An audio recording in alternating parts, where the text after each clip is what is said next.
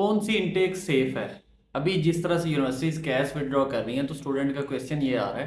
कि हमें अप्रैल मई जून जो मिड इनटेक्स होती हैं यूनिवर्सिटीज़ की, क्या उसमें अप्लाई करना चाहिए, या हमें अपना अगर कोई डेफर भी करवाना है तो वो सितंबर के लिए लेके जाना चाहिए, या हम रिफ़ंड ले लें और सेम यूनिवर्सिटी में जाना चाहिए, या हमें यूनिवर्सिटी चेंज कर लेनी चाहिए।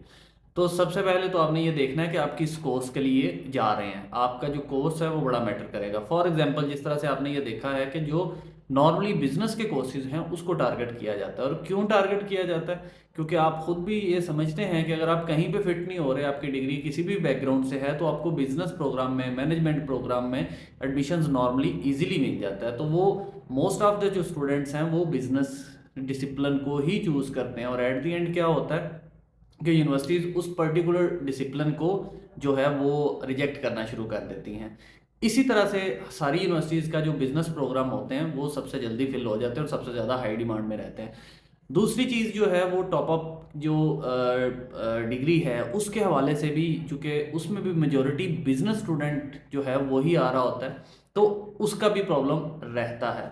बैचलर में अगर आप आते हैं तो आपके पास मुख्तलिफ ऑप्शंस होती हैं। आप आईटी में आते हैं, आप बैचलर्स बिजनेस मैनेजमेंट में चले जाते हैं, आप हेल्थ एंड सोशल केयर में चले जाते हैं, या कोई और तरह की में चले जाते हैं, तो उसका थोड़ा डिफरेंट सिनेरियो बन जाता है। तो सबसे पहले तो अगर आप कोई टॉप अप के स्टूडेंट हैं, आप जो है वो ईयर 1 ईयर 2 के स्टूडेंट हैं, इवन आप मास्टर्स के स्टूडेंट हैं और आपका बिजनेस प्रोग्राम के जाना है, तो उस पर मेरी हाईली जो रिकमेंडेशन यही होती हैं कि आप सितंबर इनटेक को चूज़ करें। इन इनटेक्स में यूनिवर्सिटीज़ के पास जो कोटा होता है कैश का, एक तो वो थोड़ा लिमिटेड होता है, और यूनिवर्सिटीज़ जो होती हैं वो इनटेक्स जल्दी क्लोज कर जाती हैं, और फिर इसमें आपको ज्वाइन करने का टाइम भी कम मिलता है। सितंबर इनटेक बड़ा इनटेक होता है, सारी यूनिवर्सिटीज़ की इनटेक्स मोस्टली ओपन होती हैं, नंबर ऑफ़ सीट्स ज़्यादा होती हैं, तो वहाँ पे आपके लिए ज़्यादा ऑप्शंस निकल सकती हैं। अगर आप किसी और डिसिप्लिन से बिलोंग करते हैं तो देन आप इसको चूज़ कर सकते हैं, बट उसमें भी आपने थोड़ा सा रिसर्च ज़रूर कर लेनी है कि वेदर ये यूनिवर्सिटी जो है वो एक्सेप्ट कर रही है या नहीं कर रही, या इसका रिसेंट कोई इशू कैश के हवाले से रहा है या नहीं रहा, और हमें इसकी नेक्स्ट इनटेक की तरफ जाना चाहिए कि नहीं। मैं बड़ी परफेक्ट एग्जांपल देता हूँ कि जब यूनिवर्सिटीज़ ने अपनी थोड़ी सी क्रेडिबिलिटी को बचाना होता है, या उन्होंने मार्केट में गंद नहीं करना होता, तो उसकी बड़ी परफेक्ट एग्जांपल है बीपीपी यूनिवर्सिटी और चेस्टर यूनिवर्सिटी। जैसे ही ये डाउनफॉल शुरू हुआ है 2025 में, मई के बाद से या जून ऑनवर्ड से, ये जब वीज़ाज रिफ्यूज़ हुए, कैश विड्रॉल्स हुए,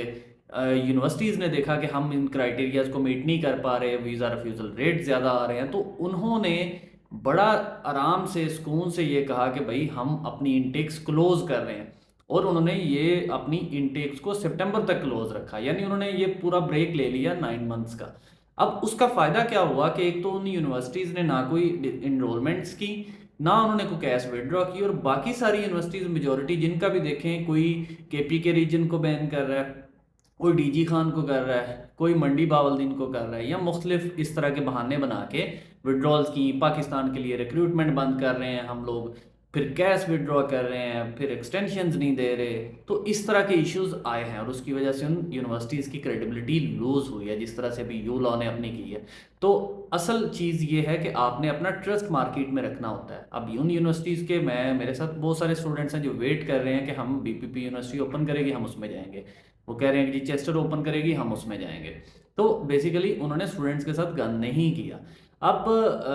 वही चीज़ फिर आ जाती है कि आपने थोड़ा सा इन चीज़ों पे रिसर्च कर लेनी है, और फिर उसके बाद आपने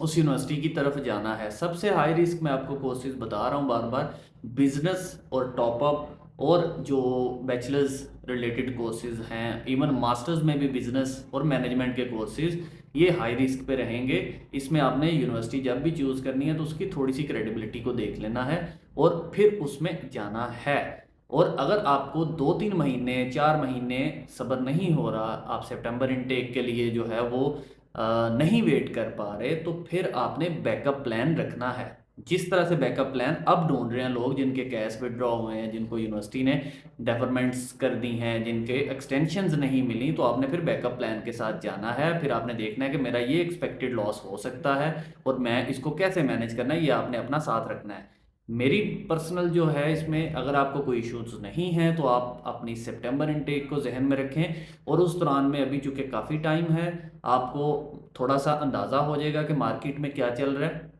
कौन कौन सी यूनिवर्सिटीज़ ओपन होंगी उस टाइम पे, किसके पास जो है वो कैश का कोटा आएगा, किसके पास कौन सी बंद कर रही होंगी अपनी, वीज़ा रेशो क्या होगी उस टाइम पे, यूकेवीआई का क्या रिस्पांस चल रहा होगा। जिस तरह से डे बाय डे यूकेवीआई का भी रिस्पांस सामने आ रहा है कि वो किस तरह से डिलेज कर रहे हैं, किस तरह से नए टैक्टिक्स लेके आ रहे हैं, प्रायोरिटी फीसिस को ज़ाया कर रहे हैं और डिसीजन नहीं दे रहे, तो हमें थोड़ा सा टाइम मिल जाएगा कि वेदर क्या सिचुएशन चेंज हो रही है। मेरी पर्सनल ओपिनियन यही है कि ये 2-3 महीने ऑब्जर्वेशन के बाद हम ये कुछ कह सकेंगे कि सितंबर इनटेक कुछ बेहतर होगा या इससे भी वर्स होने जा रहा है, तो फिर उसके अकॉर्डिंगली हम अपनी सारी चीज़ों को प्लान करके अपनी यूनिवर्सिटी सिलेक्शन करेंगे और वहाँ से फिर ऑफर लेटर लेके हम अपना प्रोसीड करवाएंगे। बाकी आप लोगों की अपनी रिसर्च भी इस पे आप खुद भी कर सकते हैं, यूनिवर्सिटीज़ की इन्फॉर्मेशन ले सकते हैं और आप उसके अकॉर्डिंगली अपना प्लान कर सकते हैं। Thank you so much.